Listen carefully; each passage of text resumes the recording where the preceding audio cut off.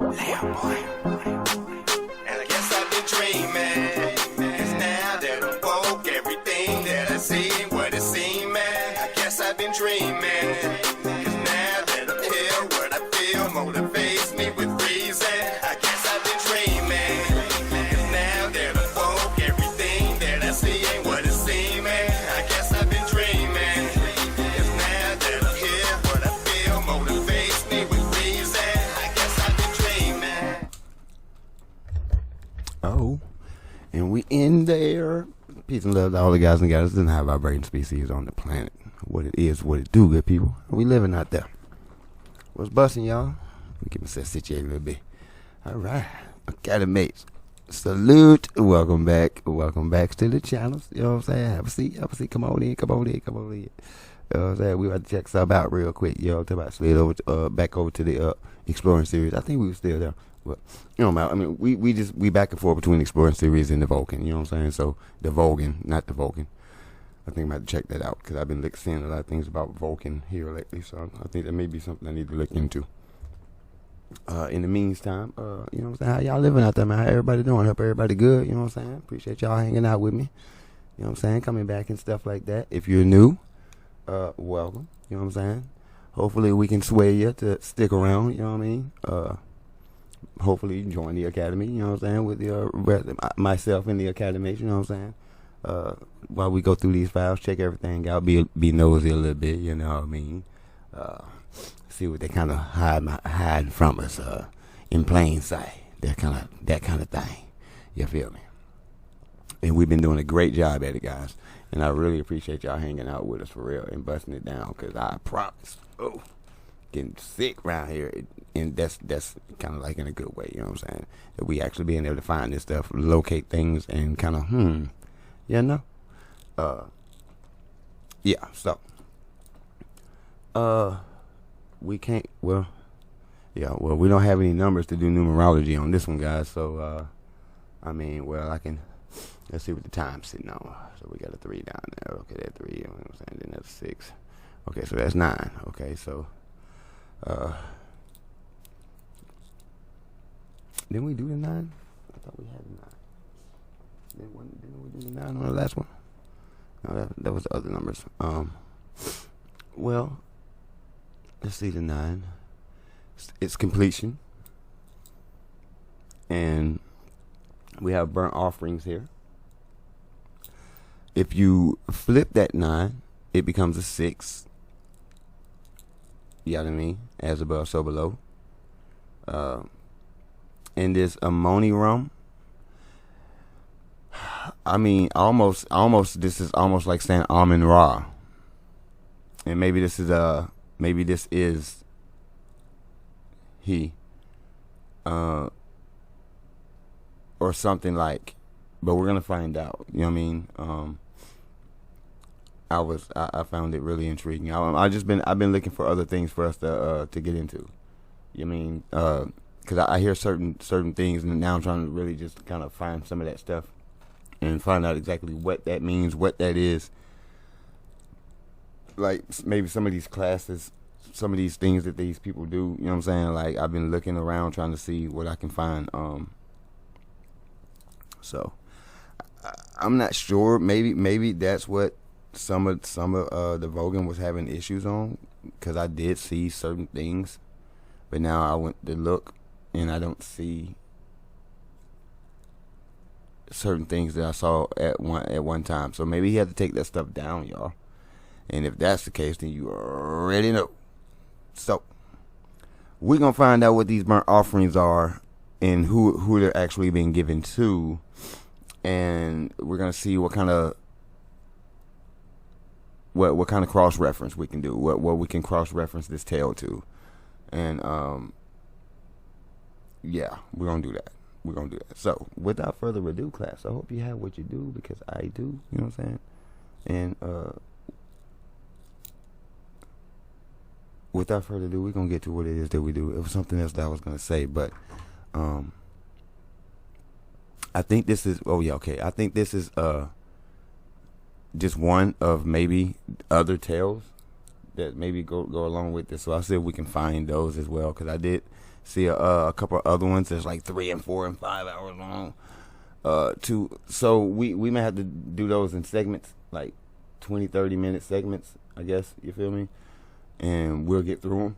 But y'all let me know in the comment section if you know what I'm saying, if y'all how y'all want to do that, because I mean some of them are broken down into 20, 30, 50 minute increments. So you know what I'm saying, y'all give me your time frame here, you feel me? I would like to meet the time frames, get everybody out of here at a decent hour, you feel me?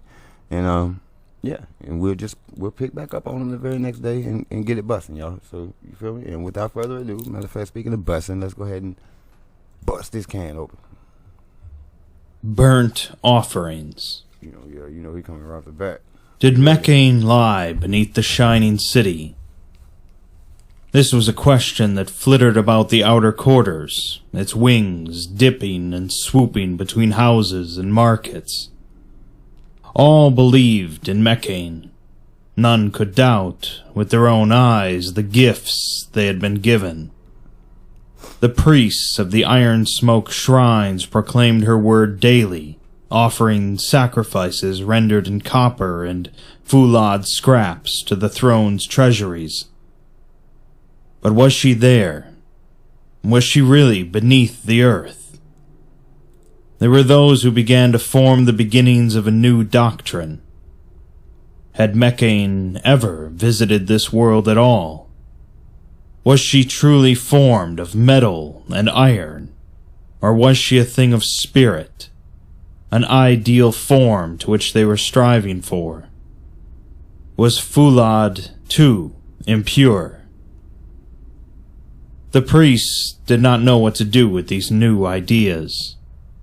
There were no formal doctrines concerning heresy. There had never been a reason.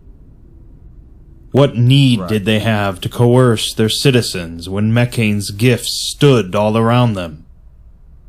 Many did not want to do anything. Their purpose was sacrifice and service, not theology.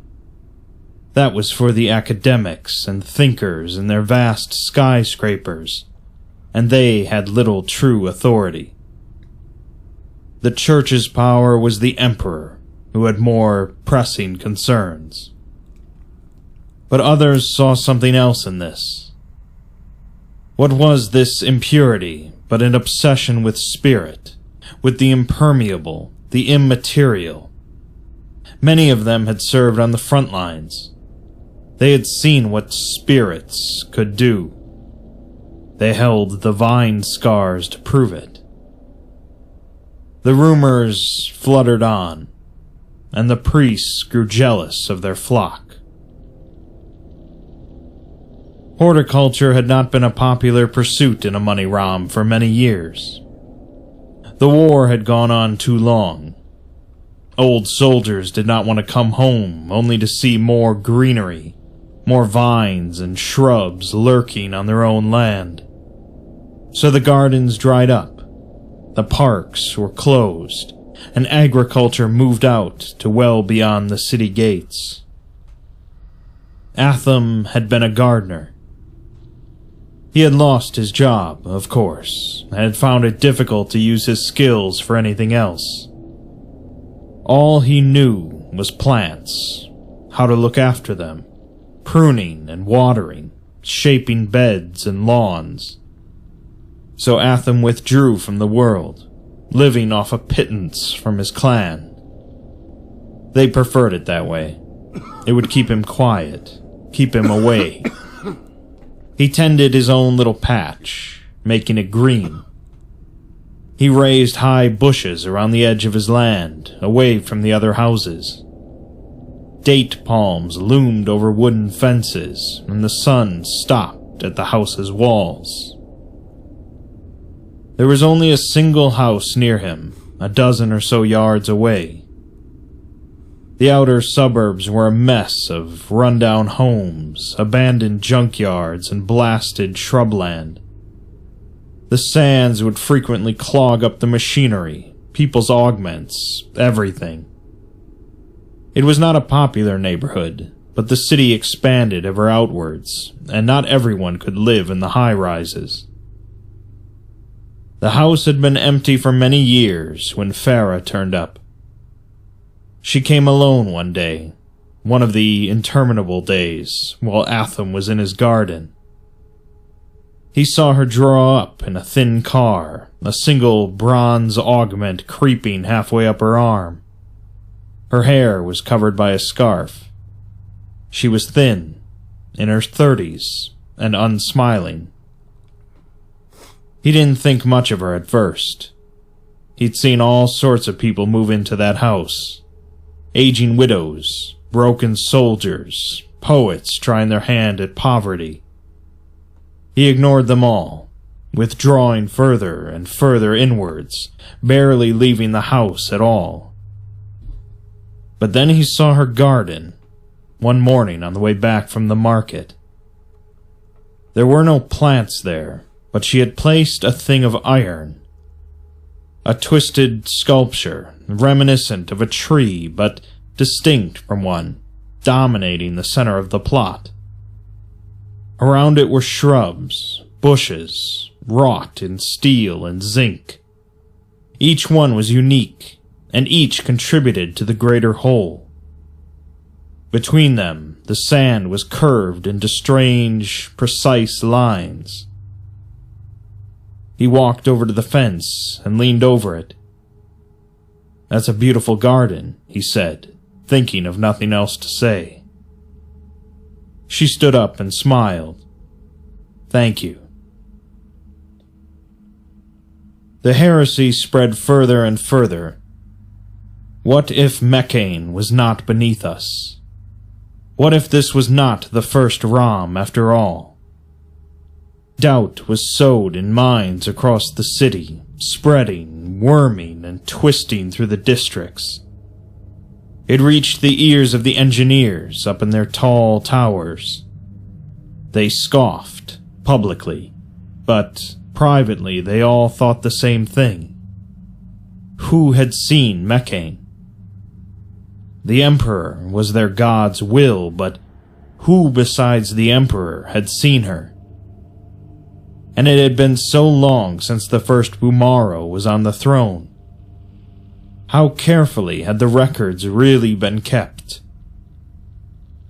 It reached the ears of the historians, who quaked and argued and lamented. Their records, though complete, were cryptic and vague. Many were firm, too firm, in their protests. Of course, this was Mecane's rest. What else could it be? In their archives wrought from glittering foulard, they pored again and again over the archives.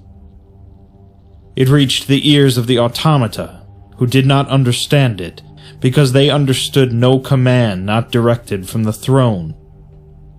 But they felt it, in some distant piece of programming, and they shuddered inside. It was a hard, cold idea, with implications beyond implications they could not conceive of. At last, it reached the ears of the Emperor. He considered it for a long time. Over many months, Atham and Farah became close. They traded ideas on gardening, on technique. She was hesitant, predictably, to use plants in her garden, but he freely adapted her sculptures in his own designs. He managed to barter a few scraps of foulard and wrought a twisted sculpture of a bird drinking from a fountain. He told her about his life, his career, his clan, his decline. She was more cagey. He found out she was a Luad, the largest of the clans from the northern district, with hundreds of cousins spread across its markets and roadways. But this was the south. He wondered if that was why she had come here. Sooner or later, they got into rhythms and patterns of their own. She would always start the morning with a boiled egg, bread and coffee, that strange drink from the Empire's southern reaches. He started coming over before starting the day, chatting about the news, the weather.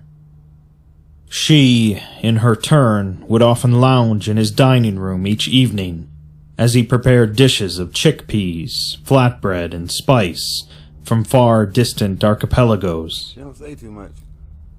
The one benefit of living on the city's outskirts was the view. The sunset burnt, carving and cutting away into the desert, the heat rising from the daytime sand. They would sit in one garden or another and watch it. He'd cut down his high bushes, and the light flooded in, lapping at his crumbling walls. Then, one night, he saw something moving through her window. The Emperor was bored, because he was always bored. He had been bored for centuries. He could barely tell which Bumaro he was anymore. They were all composites, interlocking mechanisms with only minor alterations. He sat on his throne, staring up at the riot of color on the ceiling. Craftsmen from across Africa and Asia had been employed in its design. It was timeless, supposedly. The augurs predicted that the remembrance of it would be ingrained and scattered to the wind, and that it would be millennia before a new empire, possessing only half a memory, would make a palace to compare. But the Emperor knew this was wrong, because that would mean Amoni-Ra would fall, and it would never fall. He stretched upon his throne, idly, and considered heresy. It would provide a brief diversion. He should be angry. He could see in his mind, in the first Bumaro's memories, the face of Mecane. She gazed down upon him. She shone with pale light. She gave him a metal leg and carved the throne he sat on. Then she sank, slowly, into the sands, leaving only the foulard behind. It was true. He knew it was true. But he was not Bumaro. Oh, he tried. They all tried. They drank each other's memories every day, trying harder and harder to align themselves with the imperial ideal. But he, and he alone, with his fist plugged into the endlessness of ancestry, knew that it could never be. There was too much there. Too much humanity. What had happened on that day in the sands? The memories looked like a mummer's stage, too perfect, too clean. Were they real? Were they imagined? Had they been placed there afterwards? How many centuries had passed? Why was it all so fragmented? The Emperor sighed again and signaled to a guard to fetch his generals. It would not do. The cult of the broken god functioned on the Emperor's power, and without the cult, there was just foulard, and anyone could wield foulard. None of them understood what it was to be an emperor. He wondered if the barbarian kings, his sworn Davite and Nalkin foes, were the only people in the world who could understand him. All reality was meant to emanate forward from his person, infusing everything, but it always felt the other way around, like the people had an iron grip on him, making him a tyrant or a saint in a strange dance with their true desires. His general arrived. His mask was silver and steel. The Emperor spoke a few words, and his spears slid forth. was napping in a chair in his dining room, waiting for the meal to finish cooking. Atham was staring out of the window at the thing moving behind the light. It was large, shapeless. He couldn't properly make it out, Hey man, he's basically but it was alive and moving, passing to and fro in the window.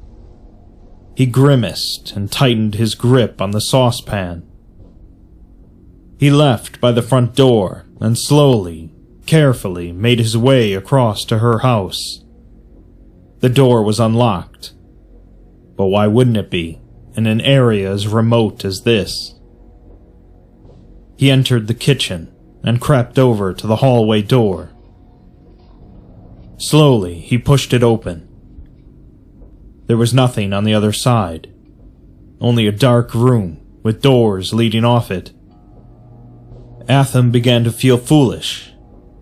What if it was only nothing, just a shade his feverish mind had... A clatter from upstairs. Atham swore beneath his breath. He held the pan aloft and walked up, trembling, until... A vine was there, a huge and powerful vine. It was swaying, matching his movements.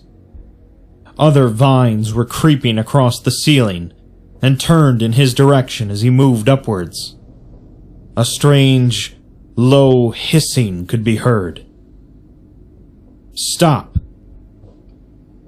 Farah was standing at the top of the stairs, tears streaming down her cheeks. The vines let out an almighty hiss before diving downwards, smashing through the floor.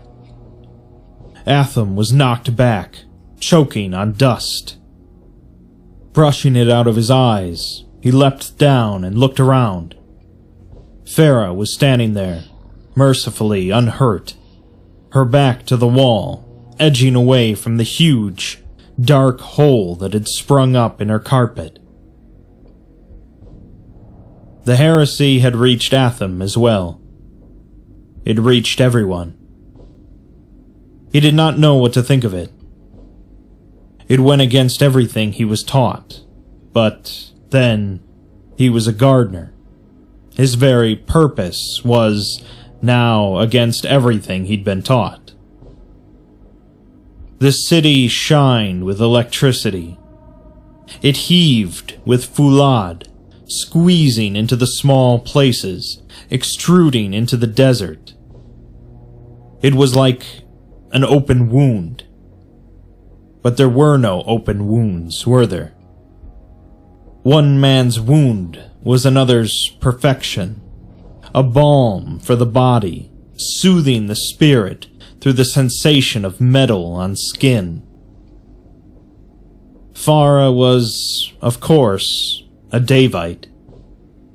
She was a Davite who liked to sculpt things out of metal, and had been whipped for it. So she had fled at night, and changed, and over long miles transformed from a Davite slave into Farah of the Luad. But her vines, her little house spirits, she couldn't just let them go. The two of them teetered on the edge of the hole, staring downwards. Farah shuddered. What if it goes on forever? Atham rubbed his chin. It was dark outside, but the lights glowed so strongly that you would hardly know. What if Mecane is beneath our city? What if she's at the bottom? Farah looked at him and said nothing. She unwound her long scarf and dropped it into the hole. The black swallowed it, and there was silence. She squeezed Atham's hand, and at last smiled. The Emperor stared, unseen, into space. The heresy had dissolved almost as fast as it had begun. His general had done nothing in the end. The historians formed a consensus, based on a unanimous decision to recognize certain early documents as fact. The scientists launched new endeavors, analyzing the minutiae of the soil and determining, conveniently, that a vast concentration of metal lay deep beneath the city.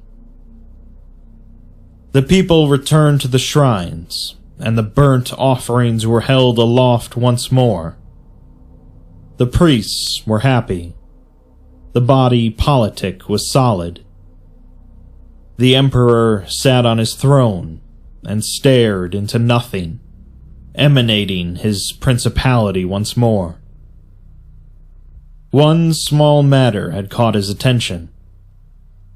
A house, a ramshackle thing in the outer suburbs, had disappeared. There was no record of anyone living there, but a neighbor, a man named Atham, had vanished too. The earth was reported to be angry and disturbed. A few leaves were found scattered on the soil. The emperor wondered if Mecane really was below the city's surface. But then, it hardly mattered.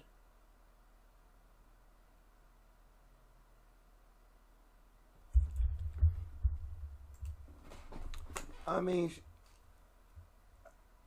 why didn't it matter? What the hell? What? So Buddy got dropped anyway? What? Catamates. He got dropped anyway?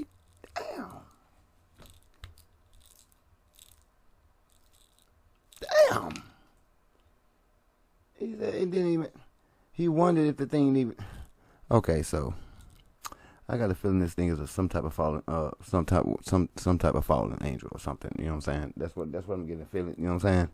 And if Atham,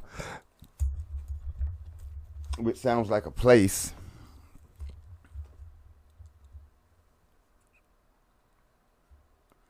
I don't know. I'm gonna have to dig into this one, y'all. This gonna have to be some side work, homework. You know what I'm talking about? I mean, hey, see what y'all can possibly find. You know what I'm saying? See what's up with this name. I mean, I got a couple of things popping. You know what I'm saying? Popping up in my mind right now, but like this Mecane, like I'm curious as to who this really is. And obviously, we're gonna be going to ancient Kemet to find this answer. So I know where to go. So I'm going to Kemet. Y'all can go to Egypt. I'm going to Kemet to find this answer of who Mecane is, because more than likely this is a name of a name of a name of a name of a name of a name. So we need to find another name. That's the homework. Find another name for this thing. And I would definitely be doing that. But in the meantime, I hope y'all like the video, though. You know what I'm saying? It was kind of interesting as to what was really going on. Obviously, this thing gets down with the vines. That would be plant-based. So that's definitely it's going to boil down to carbon and photon energy and a whole lot of stuff like that. So and a whole lot's gonna pop out of it, more than likely. So I'm gonna look into that. And yeah, I guess we're gonna come back with some. Well, not I guess, but you know we're gonna come back with something. But now I'm kind of like thinking like, what we gonna run some of these. Yeah, we'll figure it out. We'll figure it out, man. You know what I'm saying? Y'all keep your head on the swivel out there. Don't forget to keep yourself spiritually, mentally, physically, and emotionally protected. Try not to let the world drive you crazy. You feel me? Y'all know what colors we remain in. Keep the oil with you. You do your due diligence, please. You know what I'm saying? Get your deals going on. Keep that CT on, baby. We got to keep that on at all times. It's critical out there, y'all. It's critical. It's critical. So the CT is definitely needed. Like I said, if you're new, this was more one of the laid back ones. Because of course it's a tale, so I wanted to hear it. I didn't want to really just be blurting in unless I really just like, hey. But we're definitely going to have to go to Egypt with this. Like I said, you know what I'm saying, ancient Kemet for those that know. Yeah, and I'm gonna do some little research on this because more than likely, I know who this is, and just not familiar with the tale at all. I mean, so, but I'm gonna figure it out. But in the meantime, yeah, I appreciate y'all hanging out with us. We'll be back. You know what I mean? Peace.